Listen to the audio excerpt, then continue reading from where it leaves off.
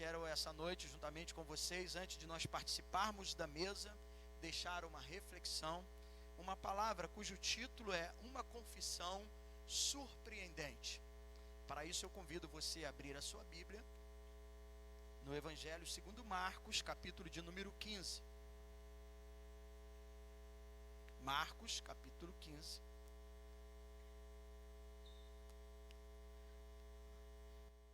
Nós vamos ler do verso 33 ao verso 39.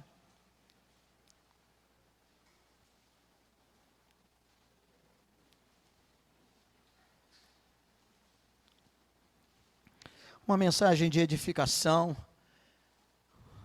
uma confissão surpreendente.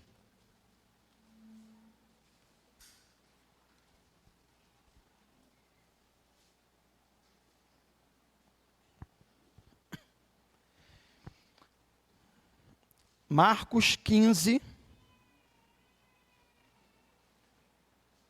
Estou vendo o barulho das páginas, né, da Bíblia, né? Então, aguardar os irmãos, para que você possa acompanhar essa leitura. São poucos versículos, mas é importante se você puder assim acompanhar.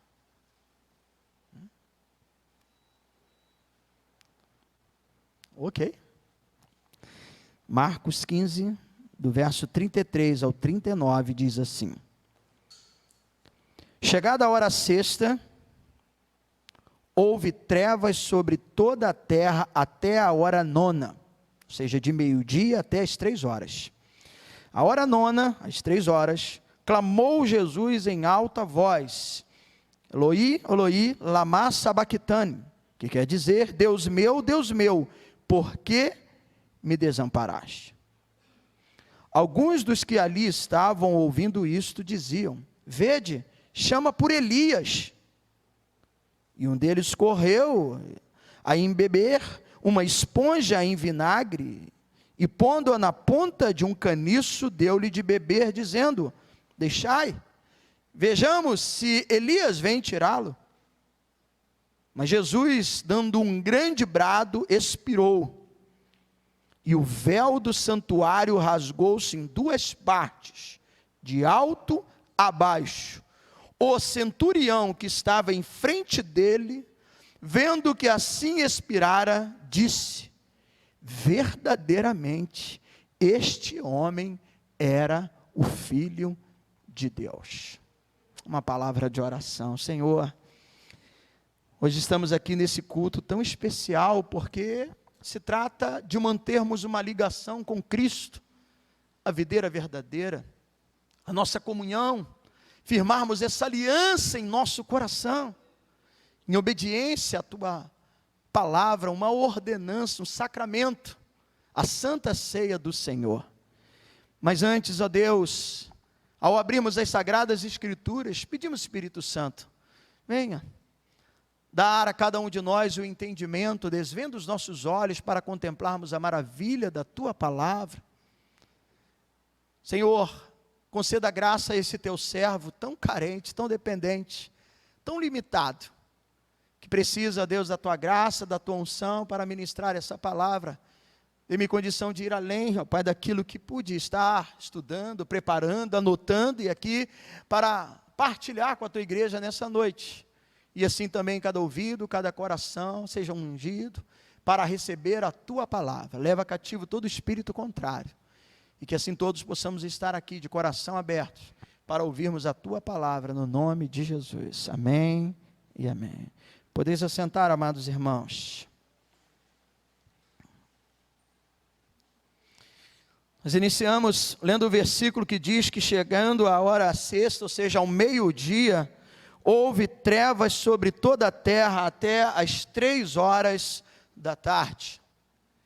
Provavelmente nem a noite passada, que foi também de escuridão, né? Não é uma redundância, porque a noite normalmente está escuro, mas provavelmente nem a noite passada, diante da traição de Judas, o julgamento diante do sinédrio que aconteceram foram tão escuras como nesse momento, durante o dia.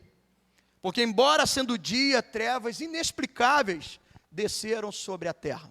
Muitos tentam explicar esse fenômeno como se fosse um eclipse, mas normalmente um eclipse não dura tantas horas, são poucos minutos. Alguns tentam atribuir algum tipo de poeira que tomou e fechou, né, o tempo, cobriu o sol, enfim, né, estudiosos, aqueles que vivem especulando, tentando encontrar razões para descrever o que foi esse momento.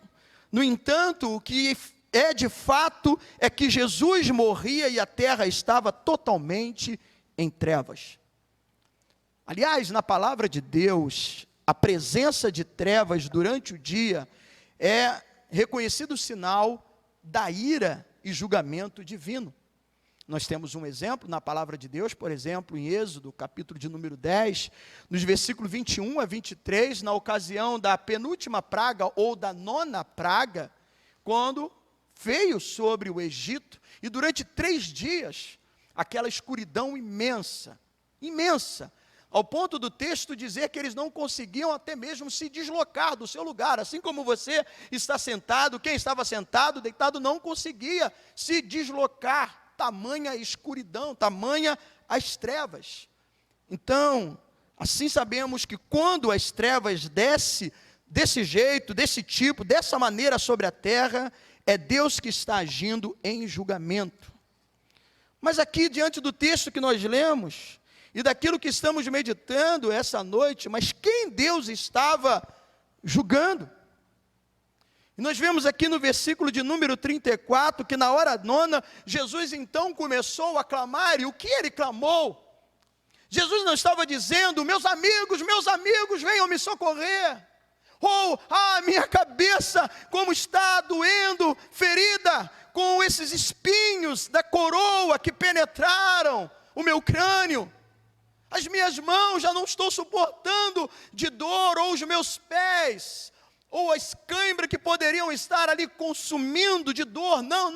Não foi essa a expressão do seu clamor, não foi um pedido de socorro ao seu amigo. O texto diz que ele diz, Deus meu, Deus meu. Uma linguagem, amados irmãos, que revela uma intimidade, uma relação de afeto, um filho que clama pelo pai. E biblicamente é a forma de dirigir-se a Deus usada na aliança. Quando então Deus separou Moisés para estar ali como interlocutor, representando o povo, e sendo aquele que ia diante de Faraó, para então conversar, negociar a libertação do povo. Num certo momento, no capítulo 6 de Êxodo, versículo 7, o próprio Deus então chega e diz para Moisés, para que ele partilhe isso com o seu povo, quando então ele diz, eu vos tomarei por meu povo, e serei o vosso Deus.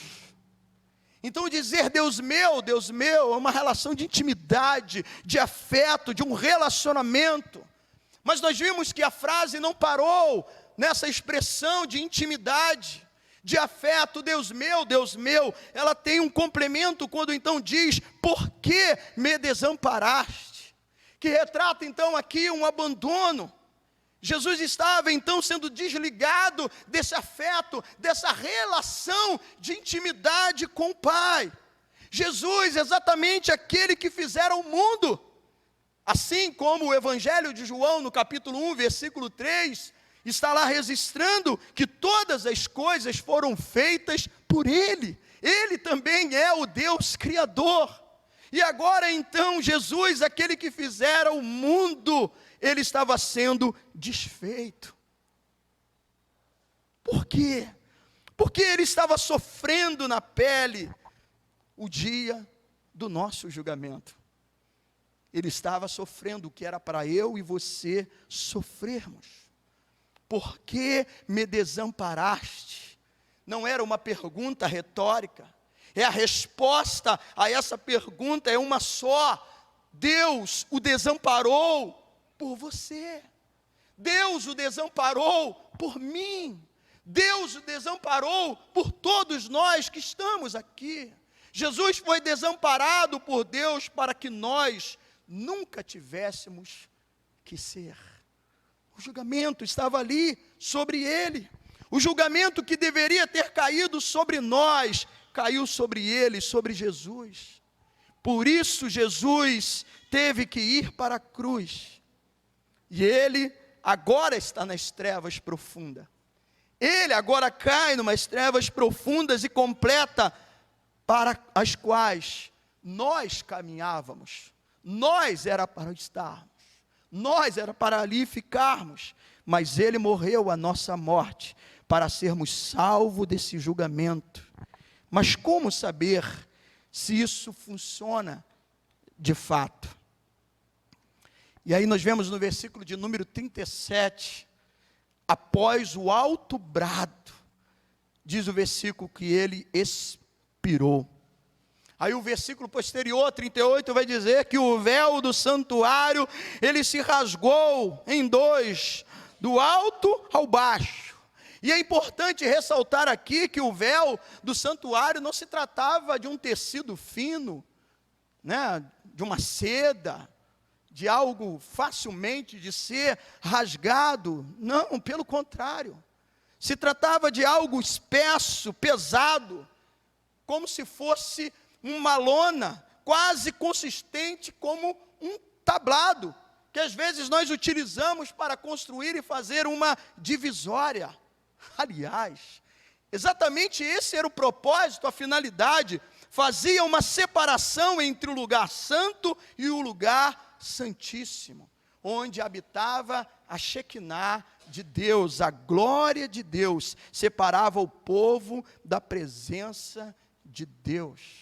Não era um simples tecido fino, mas sim algo pesado, difícil de ser rasgado, e fazia essa separação de um lugar tão sagrado, porque para entrar nesse lugar, uma pessoa tinha que estar altamente preparada, santificada, e fazia isso uma única vez no ano, no Yom Kippur, que até hoje os judeus, eles celebram um dia de confissão, um dia de contrição, um dia de pedir perdão, e muitos ficam ali 24 horas lamentando, vão para lá, para o muro das lamentações, separam um período de jejum, e ficam ali confessando, rasgando o seu coração, e assim uma vez por ano, o sumo sacerdote, somente ele podia entrar, depois de todo um preparo, entrar no santo dos santos para apresentar a oferta de confissão, de quebrantamento, de pedido de perdão do povo. Então, amados irmãos, o véu deixava claro e em alto bom som que era impossível para qualquer pecador, era impossível para qualquer um que vivesse em trevas espirituais entrar na presença de Deus. Mas como diz o autor aos Hebreus, não temos sumo sacerdote que não se compadeça de nós. Como também diz Hebreus 4,16, cheguemos-nos, pois, com ousadia, entremos no santo dos santos, pelo novo e vivo caminho que nos consagrou. Eu aponto aqui para a ceia, para lembrar daquilo que Cristo fez. E diante desse brado, então, ele expirou, e o véu do santuário se rasgou em dois, do alto a baixo. Agora há um acesso livre à sua presença. Agora, depois da morte de Cristo, todo aquele que nele crê pode ter essa intimidade, essa relação, essa comunhão com Jesus. E para certificar de tudo que nós estamos falando aqui, que entendemos esse ponto, o que o evangelista Marcos, ele faz? Imediatamente ele nos mostra a primeira pessoa que teve esse acesso a Deus. Eu atribuo então essa confissão surpreendente exatamente a este homem, cujo versículo de número 29, ou melhor, 39, nos disse: o centurião que estava em frente dele, vendo que assim expirara, disse: verdadeiramente, este homem era o Filho de Deus. A sua confissão, uma grande verdade. A sua confissão, ela é significativa. Mas por que, pastor, ela é significativa? Porque quando a gente vai fazer um estudo de Marcos, você vai perceber que lá na primeira linha, do primeiro capítulo, do primeiro versículo, Marcos, então, ao falar do princípio do Evangelho de Jesus Cristo, aí ele diz, o Filho de Deus, em letra maiúscula, Filho em letra maiúscula, o Filho de Deus. E por que é importante essa declaração? Porque se tratando de Marcos, eu não estou dizendo isso nos outros evangelhos, de Mateus, de Lucas e de João, mas em Marcos, especificamente, o texto que nós lemos aqui está em Marcos. Depois dessa primeira frase, na primeira linha do primeiro capítulo e primeiro versículo, quando ele faz referência a Jesus como Filho de Deus, até esse ponto, onde chegamos aqui, no momento da crucificação, até esse ponto, no Evangelho de Marcos, nenhum ser humano tinha percebido isso, que ele era o Filho de Deus. Mesmo os discípulos tendo ali chamado de Cristo, embora na cultura predominante o Cristo não fosse considerado divino, o próprio Deus, e as pessoas perguntavam, quem é esse? Porque, irmãos, dizer aqui Jesus é o Filho de Deus, não é no sentido como concebemos um pai ou filho. Deus não se casou e teve um filho. Jesus é o Filho de Deus no sentido que ele é Deus, que se manifestou em forma humana. Como diz o Evangelho de João, no capítulo 1, no versículo 1, e o verbo estava com Deus, e o verbo era Deus. No versículo 14 vai dizer, e o verbo se fez carne, e habitou entre nós, e vimos a sua glória, glória como unigênito do Pai. Então, a declaração em letra maiúscula, Filho de Deus, está falando da sua divindade. Então, se tratando de Marcos, que ele tem esse cuidado, e apenas lá no primeiro momento em que ele inicia o Evangelho, lembrando que Marcos, diferente de Mateus, que dá muitos detalhes acerca de alguns costumes e hábitos judeus, Marcos não se importa muito com genealogia e com essas atribuições judaicas. Marcos provavelmente escreve para os romanos, para os gentios. Poderíamos dizer, se tivéssemos lá, seria para nós que Marcos está escrevendo. Então, se tratando do Evangelho de Marcos, é sim significativo, quando ele inicia esse Evangelho, e ali diz, no princípio Jesus Cristo, Filho de Deus, e durante todo o percurso nesse livro, desse Evangelho, mesmo diante dos milagres, mesmo diante dos ensinamentos, mesmo diante do poder de Cristo sendo manifesto, libertando vidas, interferindo na natureza, socorrendo almas, restaurando, operando milagres, até mesmo os sacerdotes que ouviram os ensinamentos do Senhor, nenhum deles fizeram tal declaração como fez o centurião. Verdadeiramente tu és o Filho de Deus. E dizer aqui o Filho de Deus, como você vê na tua Bíblia, está em letra maiúscula, o Filho, é reconhecer Jesus como Deus, é a sua divindade. Nenhum deles tiveram a capacidade de fazer isso. Mesmo aqueles que conheciam a lei, viram os ensinamentos, mas nenhum deles se inclinaram e assim o receberam dessa forma. Contudo, a primeira pessoa, quando o véu do templo foi rasgado, a perceber que ele, de fato, era o Filho de Deus, foi o centurião que era responsável pela crucificação. E qual é a relevância dessa confissão? Exatamente por se tratar de quem fez a confissão. Naturalmente, o centurião, ele era o quê? Um romano. Então, ele não era um judeu, não foi um dos discípulos, não foi um dos doutores da lei, não foi ninguém ali que foi curado. Exatamente por quem fez a declaração, isso tem a sua relevância, a sua importância. O centurião, nessa constatação, parecia ainda mais improvável pelo fato dele ser um romano. E é importante aqui destacar algo. Dentro do império, dentro de alguns costumes, porque destacar essa característica destacar esses detalhes acerca de quem foi que fez essa declaração, dar essa relevância, da importância dessa confissão e por que ela foi surpreendente. Então, como romano, por exemplo, dentro da cultura, dentro dos costumes, dos hábitos, toda moeda romana da época, ela trazia uma inscrição de Tibério César, o filho do, entre aspas, divino Augusto. Então, o próprio César era a única pessoa que um romano leal ao imperador, como o caso de um centurião, chamaria de filho de Deus. Somente César poderia ter esse título, ser atribuído a ele como um filho de Deus, e somente ali um romano leal, fiel, como era um centurião. E amados, o centurião não era visto como alguém que fazia parte de uma linhagem nobre, aristocrata, fidalgo, de uma família especial, onde às vezes era chamado para ocupar um cargo importante, para se tornar um oficial.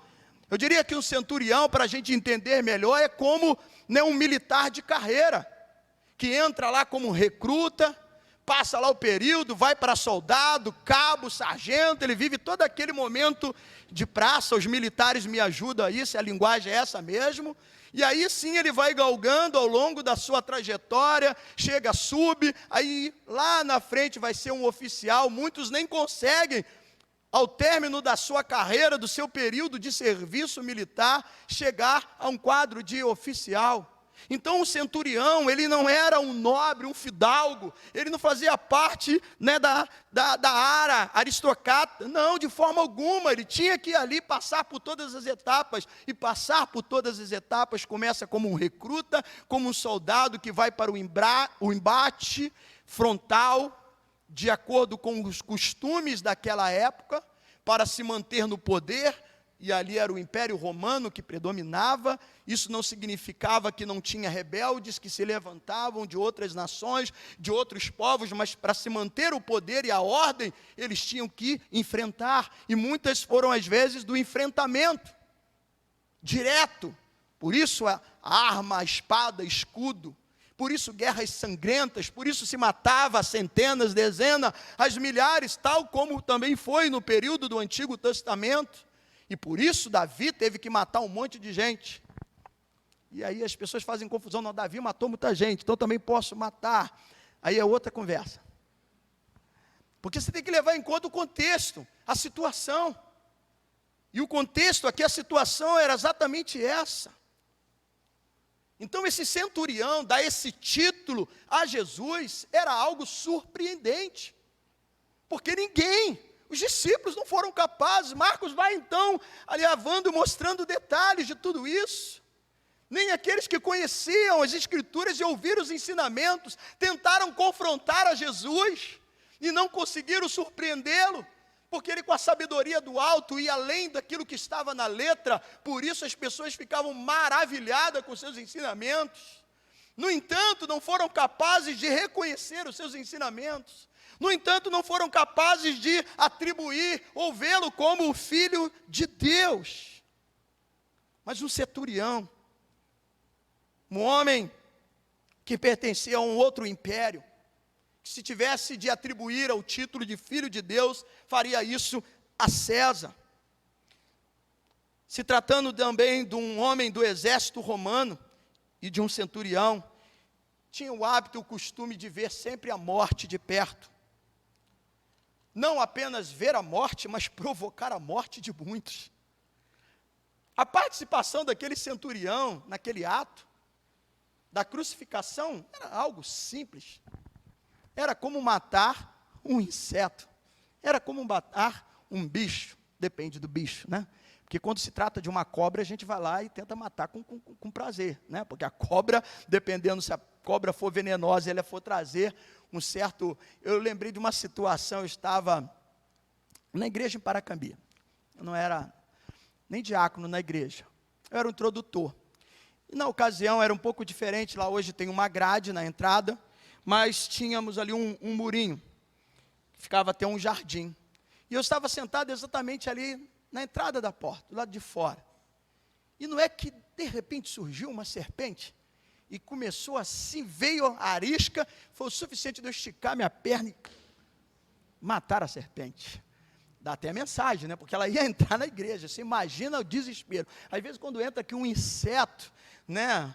Uma mariposa, uma borboleta já causa um pavor, né? A muitos. Já pensou uma cobra entrando dentro da igreja? O que seria aquele culto? Mas pela graça de Deus estava ali, vi e pisei. Aí eu tive que matar a cobra. Mas esse homem aqui, esse centurião, estava acostumado com essa questão, era frio. Para ele era normal, como se matar uma barata. Se bem que matar barata também é nojento pra caramba, que fica aquilo tudo espirrado, né? Vamos dizer assim, como matar um mosquito. Aí eu vou para a minha área, né? Então matar mosquito não afeta tanto, mas matar principalmente, né, o Aedes aegypti, o vetor responsável por várias arboviroses, aí é de grande importância. Mas para aquele homem era exatamente isso. Ali estava um homem frio, acostumado até mesmo com brutalidade. Qualquer situação, ser, pessoa, nada ia alterar o semblante, a vida, a fala, a trajetória desse homem. Contudo, algo havia penetrado as trevas espirituais que ele se encontrava. E assim, ele se tornou a primeira pessoa a confessar a divindade de Jesus. Verdadeiramente, este era o Filho de Deus. Amados, um contraste gritante entre o centurião e todas as pessoas que estavam em torno da cruz. Os discípulos confusos, amedrontados, se esconderam. Tanto que no domingo Jesus encontrou vários a portas trancadas, pavorados. E assim estavam os discípulos que diariamente, durante aquele período de ministério terreno do Senhor, ouviam ele falando: é necessário que ele venha padecer, como está nas Escrituras, para que se cumpra as Escrituras, que seja morto e ressuscite no terceiro dia, ouvindo sempre o Senhor. Jesus o preparou para aquele momento, na noite em que instituiu a ceia do Senhor. Jesus falou mais uma vez ao coração deles, mas eles não foram capazes de compreender. Então veja que contraste gritante entre um centurião, um romano, de outros costumes, de outras divindades, de outras devoções, um homem frio, um homem acostumado com a morte, com a brutalidade, assim fazia para defender o império. Quanto não foram as vezes que provavelmente cravou uma espada com a maior frieza ao coração, ao peito de um oponente. E exatamente esse homem, então que contraste. Os líderes religiosos que rejeitaram os seus ensinamentos, mas o centurião, calejado com aquele ambiente, ele então pôde estar pronto naquele momento e promover uma palavra tremenda de uma confissão surpreendente. Eu não sei se aqui alguém já teve a experiência de presenciar alguém dar aquele último suspiro. Cara a cara assim, tete a tete, eu nunca tive. Embora já vi em filme, e tem filmes que é bem a dramatização, né, algo que acaba impactando. Eu estive próximo, teve uma ocasião, estava até eu e pastor Evelásio no hospital em Laje, intercedendo pelo irmão. Viu? Então você já teve, então a irmã já teve.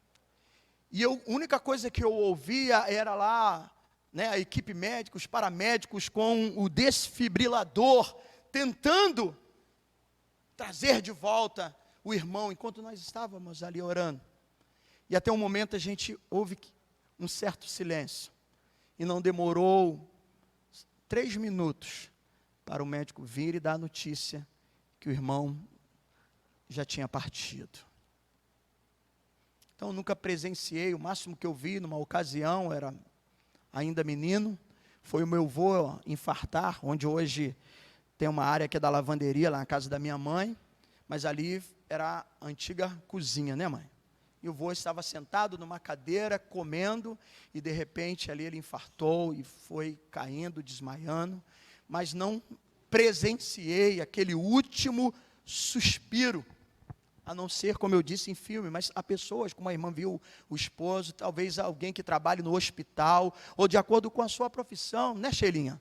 Quantas não são as vezes? Quantas não foram as vezes nesse período de pandemia? Você ver ali a pessoa no seu último suspiro. E aqui o texto vai dizer que ele bradou e expirou. Mas para o centurião, como eu disse, era algo muito normal. Era algo muito normal.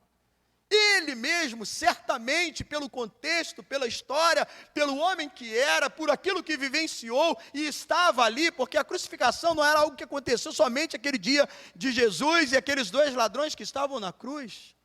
De tempo em tempo isso acontecia, fora os embates, os enfrentamentos diretos.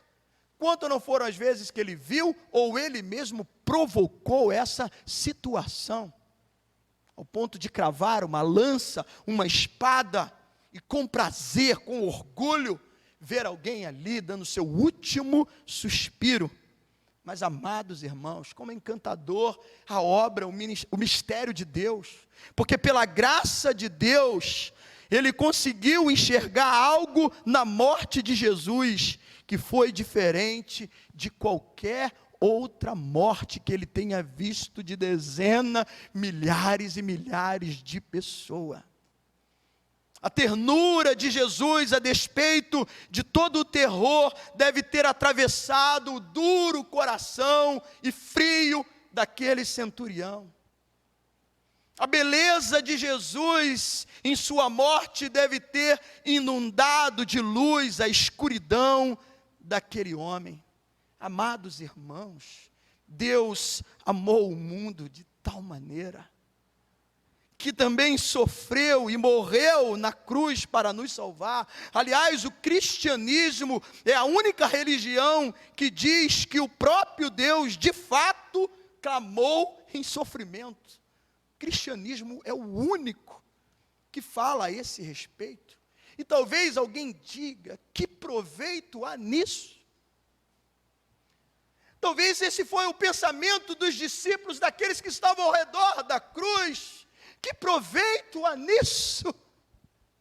Do Deus está ali sofrendo e morrer, qual o proveito? Mas depois eles puderam entender, quando Cristo então se revela ressurreto a eles, e eles puderam então compreender, assim como aqueles 2 discípulos, como Lucas registra, que estava a caminho de Emaús, cabisbaixo, lamentando, ó céus, ó vida, e assim, desacreditado de tudo, e de repente o Senhor se aproxima dele, mas foram impedidos de enxergar, exatamente por essa amargura que tomava o seu coração, que os tornaram incrédulo, e Jesus foi expondo a palavra, até que chega a um determinado lugar, e eles convidam Jesus a entrar, Jesus entra, e quando Jesus então parte o pão, cai as escamas, e eles então reconhecem, é Cristo que está ali, agora o Cristo ressurreto.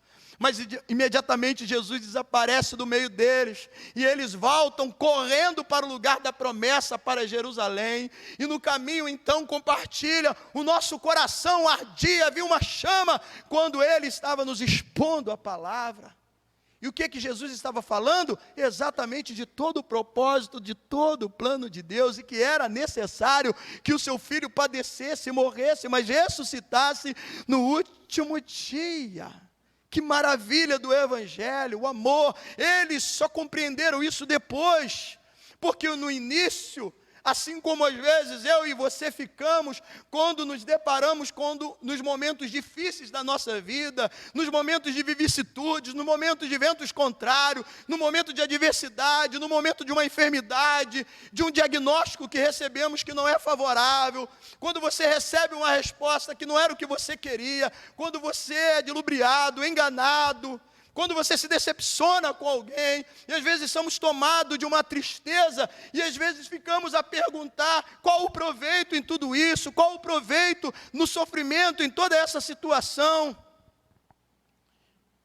Mas ali estava o Deus que veio ao mundo e sofreu e morreu por nós numa cruz, e essa é a maior prova do seu supremo amor. Os discípulos compreenderam, e puderam entender depois.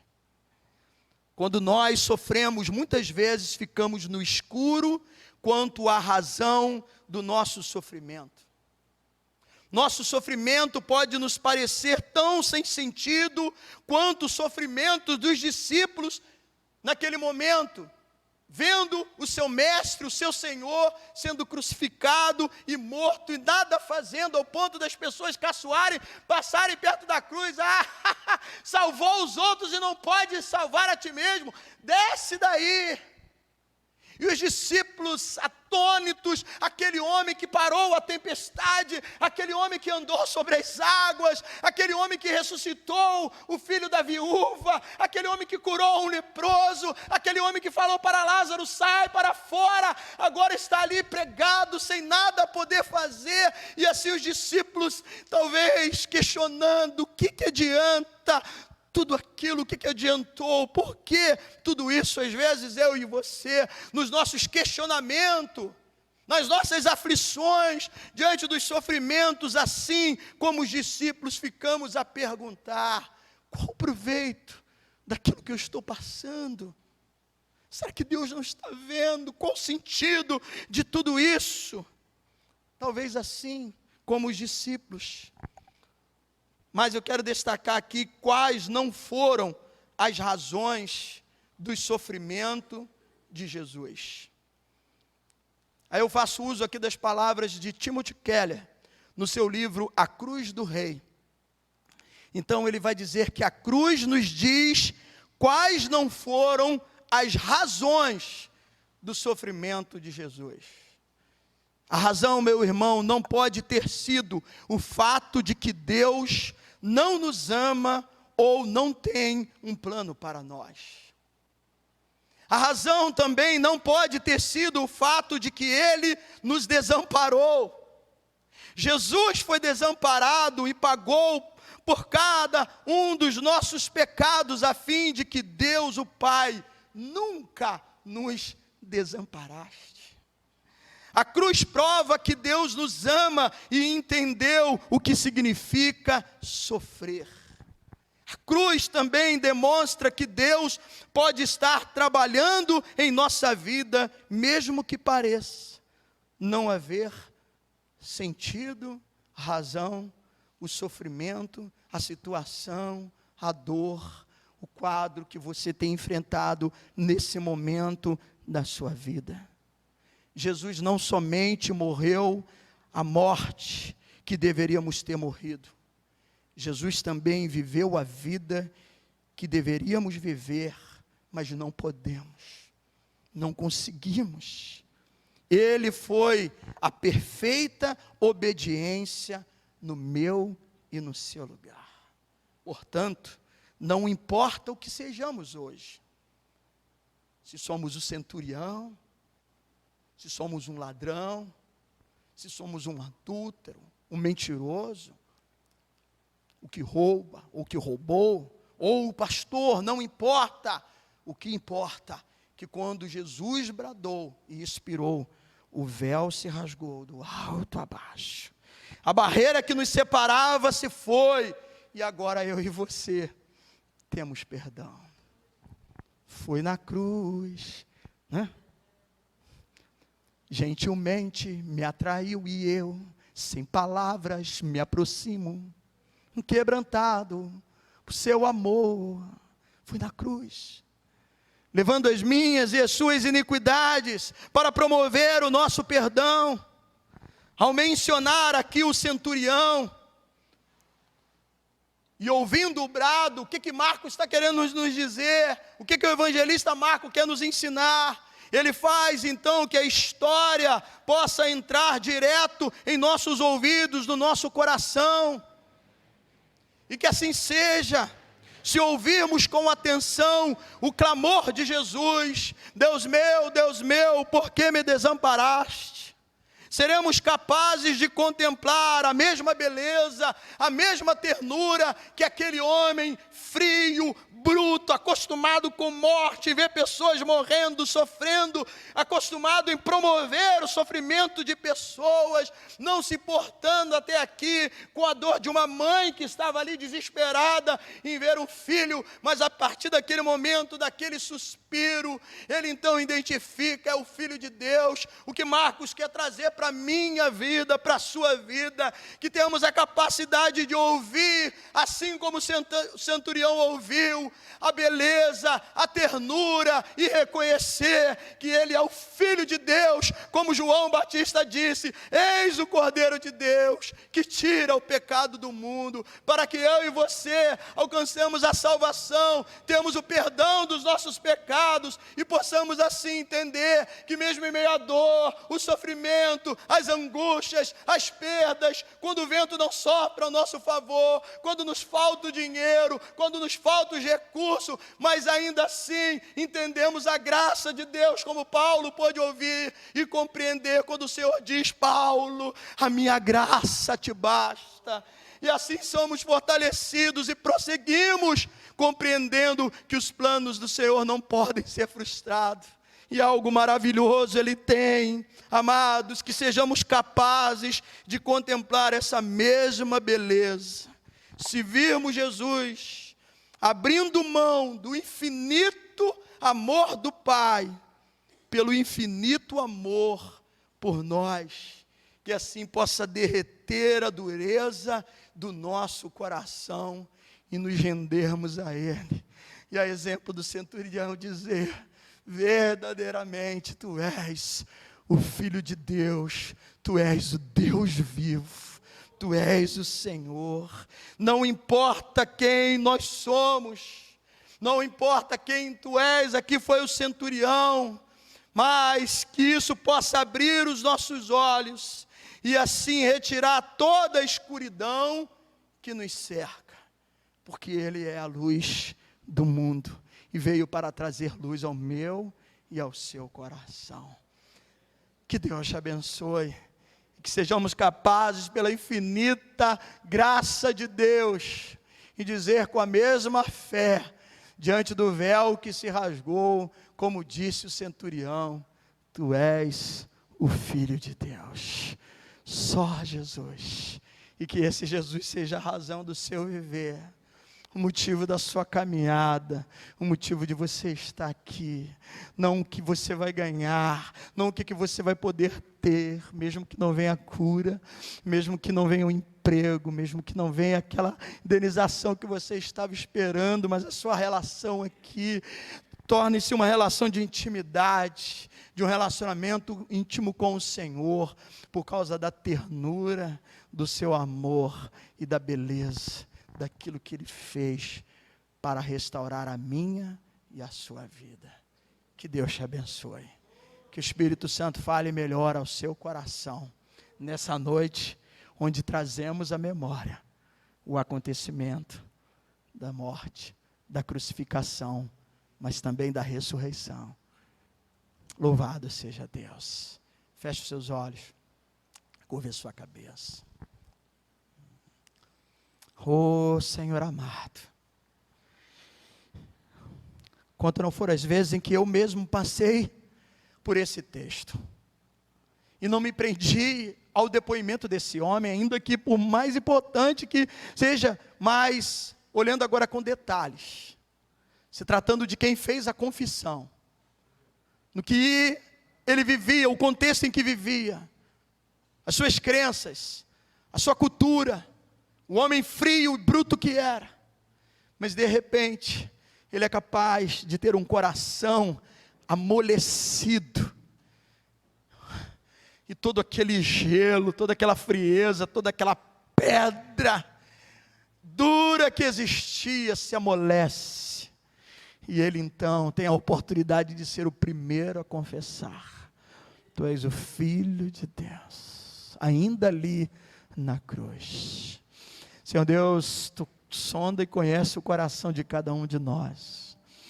Quanto não são as vezes, a exemplo dos discípulos, ficamos a questionar: por quê? Qual a razão, qual o sentido de tudo isso?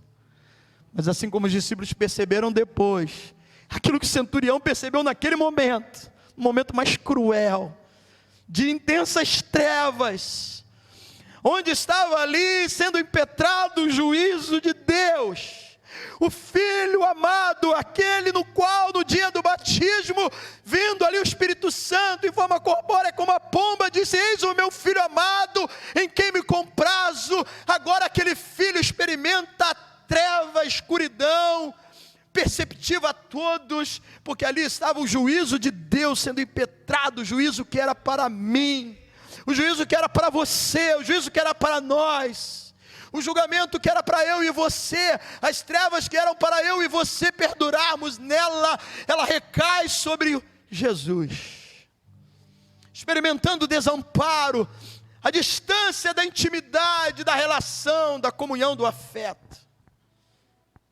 para que eu e você experimentasse desse amor e dessa graça, ao invés de trevas, luz sobre a nossa vida. Amados, essa é a mensagem da cruz, por isso que eu amo a mensagem da cruz, essa é a mensagem do Evangelho, um cristianismo que reconhece um Deus que de fato soube o que era sofrer. A tua palavra diz: homem de dores, homem que sabe o que é padecer, homens cujos alguns viram e esconderam o rosto. Isaías profetizou dizendo: não havia beleza nem formosura, tamanho estava ali, tal desfigurado o seu rosto, o seu corpo em sangue marcado. Não pediu socorro, não queixou-se das dores, mas experimentou o abandono do juízo, da ira de Deus, para que todo aquele que nele crê não pereça, mas tenha vida eterna.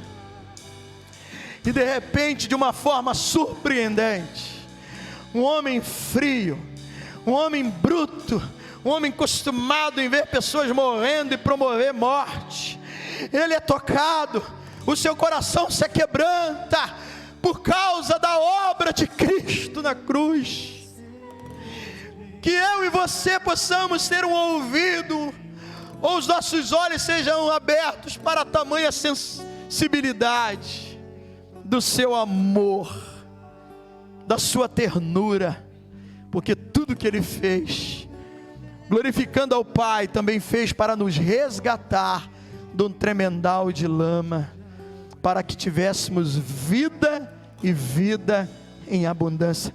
A mensagem do Evangelho, a mensagem da cruz, a mensagem de Jesus para você nessa noite, que você seja tão sensibilizado, capaz de expressar como o centurião expressou: verdadeiramente Tu és o Filho de Deus. Ele estava dizendo: verdadeiramente Tu és o meu Deus, o meu Senhor, o meu Salvador.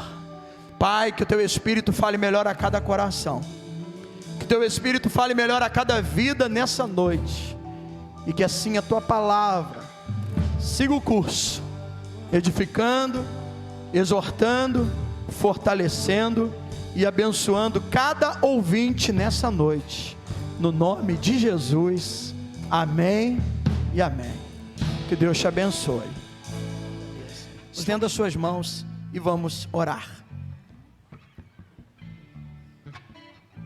Amado e poderoso Deus, neste momento de gratidão, ao término desse culto, na oportunidade de louvar o Teu nome, de ouvir a Tua palavra, de participar à Sua mesa, agora não por nós, mas demonstrando uma solidariedade, uma compaixão com aqueles que não tiveram o mesmo privilégio do que o nosso, de se reunir nessa casa acolhedora, casa de amabilidade, casa de oração.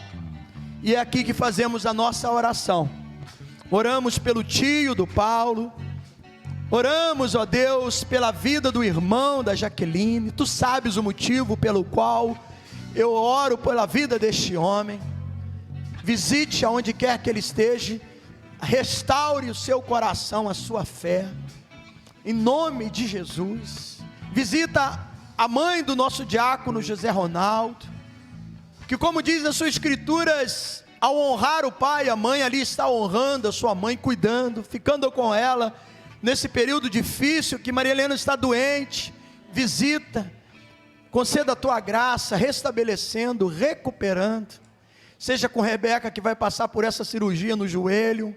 Abençoa toda a equipe médica, todos aqueles que vão estar ali, ó Pai, na responsabilidade de realizar essa cirurgia.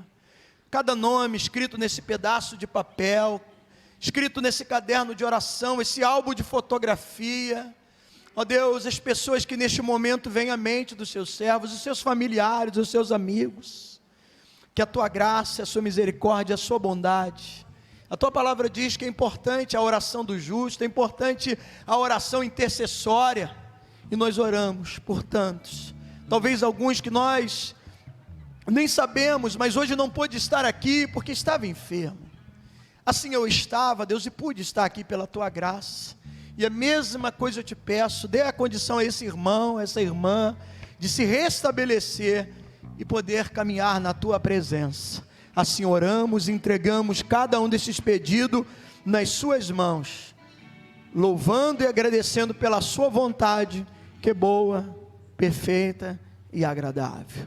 Mais uma vez agradecemos por essa noite, pela rica oportunidade de ter estado na sua casa. Agora, leva-nos em paz, debaixo das suas santas e poderosas mãos, nos conduzindo aos nossos lares, livres de todo mal.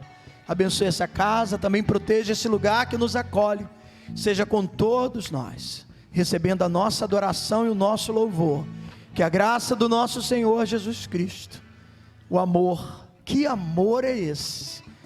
O amor de Deus Pai, que tudo fez, que entregou o seu Filho, o amor que não há como medir, a extensão, a profundidade, e a consolação do Espírito Santo, seja sobre todos. Amém e amém. Vai em paz, tenha uma boa noite, que Deus te abençoe rica e abundantemente.